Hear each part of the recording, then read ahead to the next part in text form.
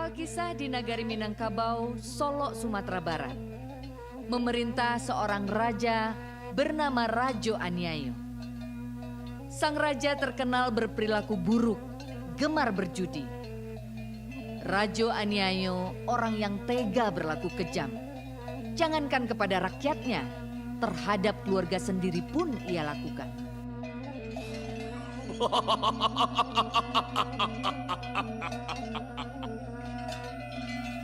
Rajo Aniayo memiliki seorang istri bernama Putih Bungsu.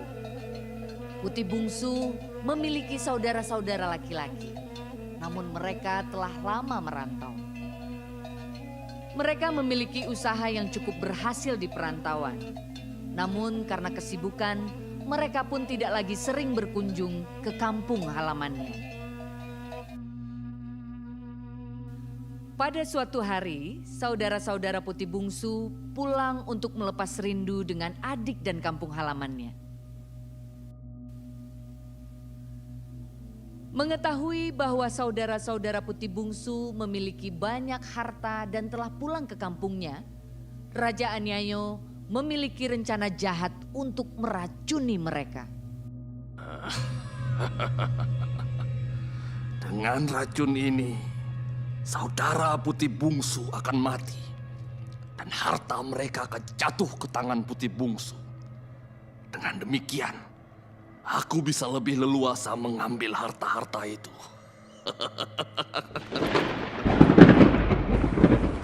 Rajo Aniayo berhasil meracuni saudara-saudara Putih Bungsu. Dan mereka tewas.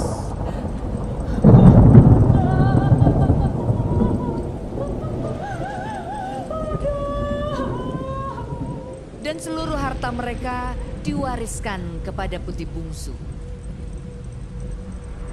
Sejak kematian saudara-saudara Putih Bungsu, Rajo Aniayo sering meminta dan menguasai harta istrinya. Harta tersebut ia gunakan untuk berjudi dan selalu saja kalah. Lagi-lagi kalah. Semua permainan judi yang dilakukan Rajo Aniayo menggunakan seluruh harta yang dimiliki Putih Bungsu. Hingga akhirnya harta itu pun habis.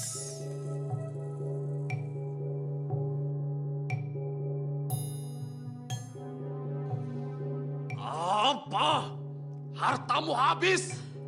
Ampun tuanku, semua hartaku telah habis karena telah kuberikan padamu tuanku. Oh, pengawal! Siap, Tuan. Kalian bawa perempuan tak berguna ini ke hutan dan tinggalkan dia di sana. Tuan, Baik, Tuan. ampun tuan, jangan. Cepat! Aku Tuan, tidak membutuhkanmu lagi, Putih Bungsu. saya mohon tuan.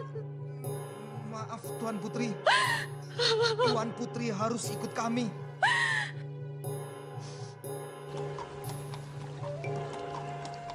Di perjalanan menuju hutan, Putih Bungsu hanya diam dan sedih mengingat perlakuan suaminya Rajo Aniayo. Maafkan kami, Tuan Putri. Kami terpaksa melakukan hal ini. Iya, saya memahaminya. Kalian kan hanya mengikuti perintah. Saya akan jalani ini semua. Tolong doakan saya. Di hutan, Putih Bungsu merasa iba karena Rajo Aniayo tak mengetahui kalau dirinya sedang hamil. Putih Bungsu pun berusaha kuat dan tegar menghadapi ujian ini. Sabar ya nak. Kita akan lalui semua dengan kuat. Kelak kau akan menjadi anak pemberani seperti ibumu ini ya nak. Kehadiran Putih Bungsu di hutan ternyata menarik perhatian hewan-hewan penghuni hutan tersebut. Hewan-hewan pun heran dengan kehadiran manusia.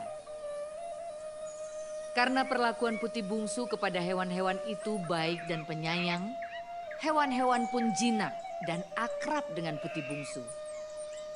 Hewan-hewan itulah yang menjadi sahabat dan banyak membantu Putih Bungsu selama hidup di dalam hutan. Hingga di suatu pagi yang cerah, Putih Bungsu melahirkan seorang bayi laki-laki yang sehat. Bayi laki-laki itu diberi nama Bujang Paman. Hewan-hewan sahabat Putih Bungsu menyambut gembira kehadiran Bujang Paman. 8 tahun kemudian, Bujang Paman tumbuh menjadi anak laki-laki yang ceria, kuat, lincah, berhati mulia dan sangat menyayangi hewan-hewan tersebut. Bersama sahabat-sahabat hewannya, Bujang Paman mencari buah-buahan, umbi-umbian, dan juga sayur-sayuran untuk dimakan bersama ibunya, Putih Bungsu. Hewan-hewan itulah yang mengajari Bujang Paman cara-cara memanjat pohon, memilih buah, dan umbi yang bisa dimakan. Namun setiap sore setelah bermain dengan sahabat hewannya, Bujang Paman iri ketika melihat kelinci, rusa, kancil, dan semua sahabat hewannya pulang bersama ayah dan ibu mereka. Hal tersebut membuat ia penasaran.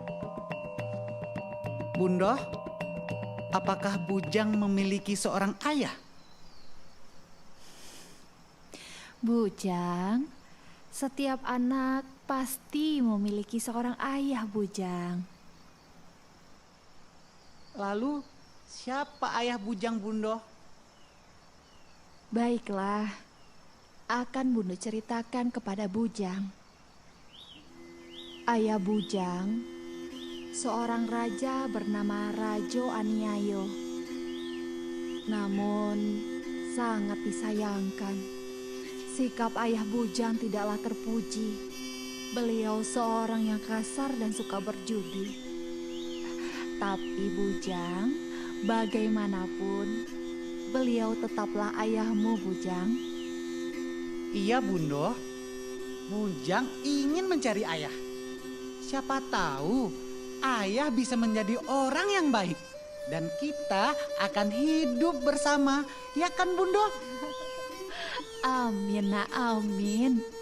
Baiklah Bujang Bundo. Jika nanti kalau Bujang sudah cukup besar, Bujang boleh merantau mencari ayah ya sayang. Baik Bunda. Bujang akan makan dengan banyak agar cepat menjadi besar.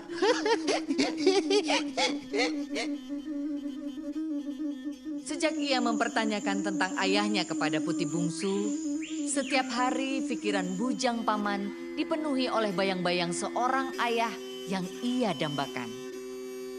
Bujang Paman tetap menjalani hari-harinya dengan belajar dari alam yang membuatnya semakin bijaksana. Di suatu waktu, Bujang Paman melihat seekor harimau yang selalu melihatnya dari kejauhan. Sebenarnya hal ini sudah cukup lama ia perhatikan, bahwa ada seekor harimau yang sering melihat Bujang Paman dari kejauhan. Secara diam-diam, harimau itu pun sering mengawasi Bujang Paman tanpa menampakkan dirinya. Bujang Paman cukup cemas, namun harimau tersebut tidak pernah melakukan hal buruk pada dirinya. Hingga suatu hari, Tolong! Tolong! Tolong! Hah? Tolong! Ada suara seseorang minta tolong. Tolong! Kakiku! Kakiku! Apa yang terjadi? Enek tidak apa-apa. Saya terjatuh ketika mencari kayu kering, Nak. Baiklah, Nek. Saya akan mengangkat kayu ini dan Enek tarik kakinya agar terhindar dari kayu ini. Baik, Nek. Baiklah, Nak. 1, 2, 3. Terima kasih telah menyelamatkanku, Nak. Siapa namamu, Nak? Iya, Nek. Sudah seharusnya saya membantu Enek. Nama saya Bujang Paman. Dan Enek siapa? Nama Enek Mande Rubiah. Setelah sampai di kediamannya, bujang paman dan ibunya merawat Mande Rubiah dengan baik. Selama berhari-hari tinggal bersama bujang paman dan ibunya Putih Bungsu, Mande Rubiah merasa tersentuh hatinya dengan kebaikan bujang paman dan ibunya yang telah merawatnya. Saat ini, luka di kaki Mande sudah mengering. Dan sebentar lagi, Mande akan segera sembuh. Enek, tidak boleh lagi bekerja sendirian di dalam hutan. Karena aku punya sahabat yang bisa membantu Mande Rubiah. Terima kasih atas kebaikan kalian berdua, Nak. Rumah Enek terletak di pinggir kampung. Bagaimana jika kalian ikut tinggal bersama Enek? Terima kasih atas ajakannya, Mande. Tapi biarlah Putih dan Bujang tinggal di sini saja. Kami tidak ingin merepotkan, apalagi membebani Mande Rubiah. Enek hidup sebatang kara. Keluarga Enek sudah lama tiada. Melihatmu dan bujang paman seakan melihat keluarga Enek sendiri. Kebaikan kalian menyentuh hati Enek. Enek akan sangat bahagia jika kalian dapat tinggal bersama Enek. Bukankah keluarga harta yang paling berharga? Ikutlah dengan Enek. Enek akan senang. Jika memang demikian, baiklah Mande. Kami akan ikut bersama Mande. Saya juga merasa sudah saatnya bujang paman melihat kehidupan kampung dan bergaul dengan masyarakat. Sekali lagi terima kasih Mande, sudah menganggap saya dan bujang paman bagian dari keluarga Mande. Akhirnya berangkatlah mereka dari hutan tersebut. Bujang paman dan Putih Bungsu pergi meninggalkan hutan menuju tempat tinggal baru mereka di rumah Mande Rubiah di pinggir kampung. Bujang paman merasa berat sekali berpisah dengan para sahabatnya. Namun demikianlah kehidupan. Ada pertemuan dan juga ada perpisahan. Bujang paman pun mengerti tentang makna pertemuan dan perpisahan sebagai pelajaran hidupnya. Selamat tinggal sahabatku. Aku tidak akan melupakan kalian. Setelah menempuh perjalanan yang cukup melelahkan, akhirnya mereka sampai di pinggir kampung. Inilah kali pertama Bujang melihat sebuah rumah. Ia terkesan dan tidak sabar segera ingin sampai dan masuk ke rumah Mande Rubiah. Putih Bungsu dan Mande Rubiah berjalan dengan santai sembari tersenyum melihat kebahagiaan bujang paman. Banyak hal yang diajarkan Mande Rubiah kepada bujang paman selama ia tinggal bersama. Mande Rubiah pun menganggap bujang paman seperti cucunya sendiri. Mande Rubiah, Putih Bungsu, dan bujang paman bercocok tanam di ladang Mande Rubiah. Mereka menanam tomat, kentang, cabai, dan banyak lagi untuk dijual di pasar. Setiap akhir pekan, mereka ke pasar untuk menjual hasil ladang. Di pasar itulah bujang paman belajar bergaul.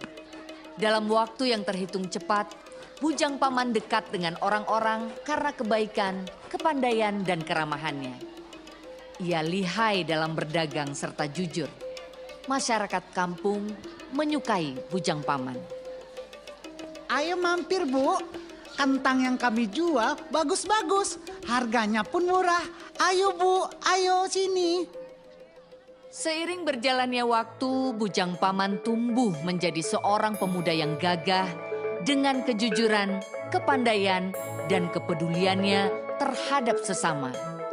Ia menjadi teladan bagi masyarakat kampung. Selama berjualan di pasar, bujang paman kerap bertemu dengan anak-anak yang pergi berbelanja ke pasar dengan ayahnya. Hal inilah yang membuat keinginan bujang paman semakin kuat untuk bertemu dengan ayahnya, Rajo Anyayu. Dengan penuh pertimbangan, bujang paman akhirnya mengutarakan kepada Putih Bungsu, ibunya, tentang keinginannya untuk merantau dan mencari sang ayah. Bundo, Ujang ingin merantau karena ingin sekali mencari ayah. Wah, anakku Bujang Paman sudah besar. Sudah terniat nak pergi merantau? Pergilah, tapi jaga dirimu baik-baik ya Bujang. Bujang Paman pun akhirnya mendapatkan izin dari ibunya pergi merantau. Ia berpamitan kepada Putih Bungsu dan juga Mande Rubiah. Setelah menempuh perjalanan yang cukup panjang, Bujang Paman akhirnya melihat negari asalnya di mana ayahnya memimpin kerajaan. Namun tiba-tiba Serahkan semua emasmu. Serahkan juga pedatimu beserta dagangan-daganganmu. Jika tidak, ayahmu akan kami hajar lagi. Tidak, aku tidak akan menyerahkannya kepada kalian. Pergi, jangan ganggu kami. Ah, kamu berani juga. Kamu tidak tahu siapa kami. Hei, hentikan perbuatan kalian. Siapa dia? Mengganggu saja. Alah, kita bereskan dulu. Dia cuma sendirian. Siapa pemuda itu?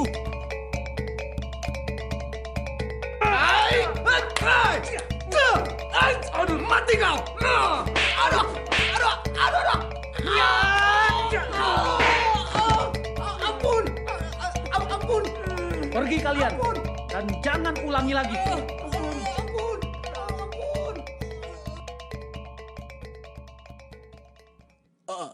Terima kasih, Nak. Kau telah menyelamatkan kami. Saya Pak Datua dan ini putri saya. Putri Reno Ali. Namamu siapa, Nak? Dan hendak mau kemana? Wah, bukankah sudah seharusnya kita saling tolong-menolong, Pak? Nama saya Bujang Paman dan saya hendak ke Solo. Oh, kalau begitu. Kamu bisa ikut dengan kami. Kami juga mau ke arah Solo. Terima kasih Pak Datuk. Saya sangat tertolong sekali. sesampainya mereka di Solo, Bujang Paman membantu Putih Reno Ali dan ayahnya berjualan kain di pasar. Selama beberapa hari membantu berjualan bersama Putih Reno Ali dan juga ayahnya di pasar, Bujang Paman pun disukai masyarakat kampung atas kelihayan dan juga keramahannya selama berdagang. Ia suka membantu orang-orang yang membutuhkan pertolongannya. Rajo Aniayo tiba-tiba muncul dengan ramai. Wah, ini dia pemuda yang masyhur itu. Udah rantau yang hanya beberapa hari saja sudah membuat gempar kota ini. Saya adalah raja di kota ini. Nama saya Rajo Aniayo.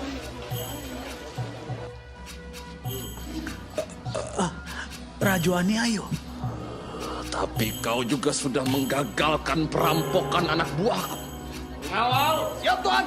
Hajar dan tangkap pemuda itu dan buang dia ke hutan. Baik Tuan.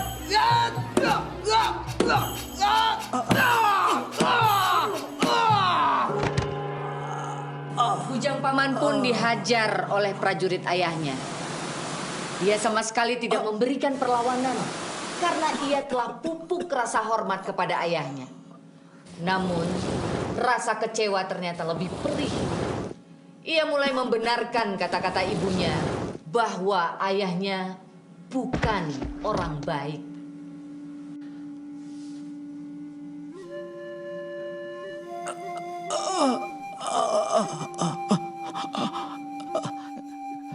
Di mana aku? Aduh, badanku terasa sakit. Wauku, kakiku.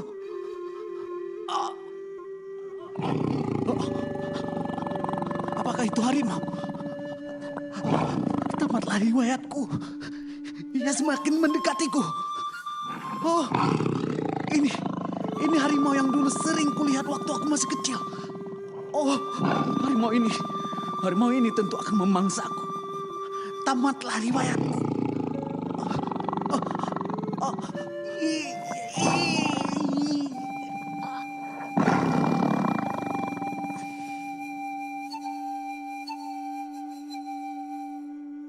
Hah?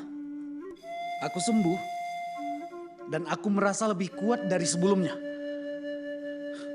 Aneh. Kemana harimau tadi? Siapa dia? Ternyata harimau itu tak berniat untuk memangsaku. Malah sebaliknya, dia melindungi dan menyembuhkanku. Baiklah, aku akan kembali ke kota dan menghadapi Rajo Anyayo dan anak buahnya.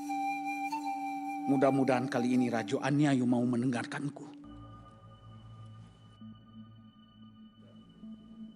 Dengar rakyatku, aku adalah raja kalian.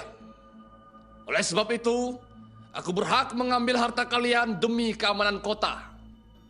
Sekarang, serahkan semua harta kalian. Tunggu! Siapa dia? Seharusnya seorang raja mengayomi dan membantu rakyatnya, bukan sebaliknya. Kau bukanlah seorang raja. Akulah Bujang Paman, putra Putih Bungsu, istrimu yang kau buang dulu. Dan aku adalah darah dagingmu. Melihat perbuatanmu, aku tidak akan pernah sudi memanggilmu ayah.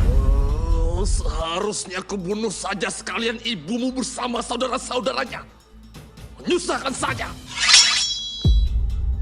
Anakku kau bilang, kau harus mati.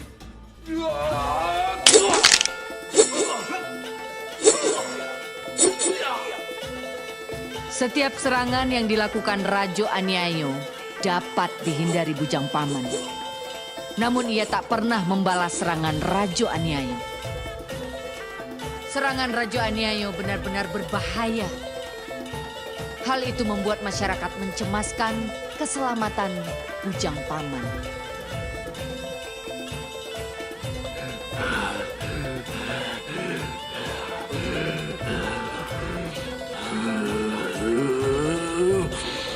Kurang ajar, terima serangan ini.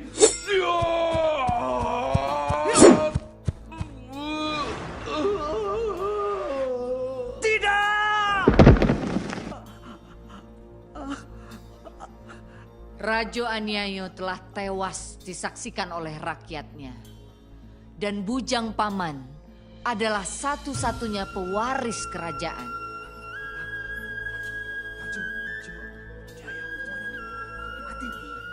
Saudara-saudara sekalian, kita memiliki raja yang baru. Raja muda bernama Bujang Paman yang berani membela kebaikan, jujur dan terpercaya.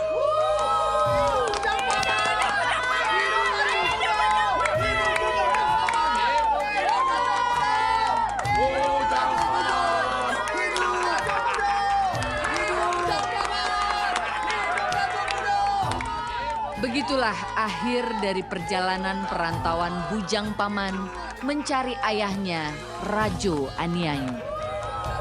Akhirnya Bujang Paman menggantikan posisi ayahnya untuk memerintah kerajaan dengan arif dan bijaksana, sederhana, dan penuh tanggung jawab.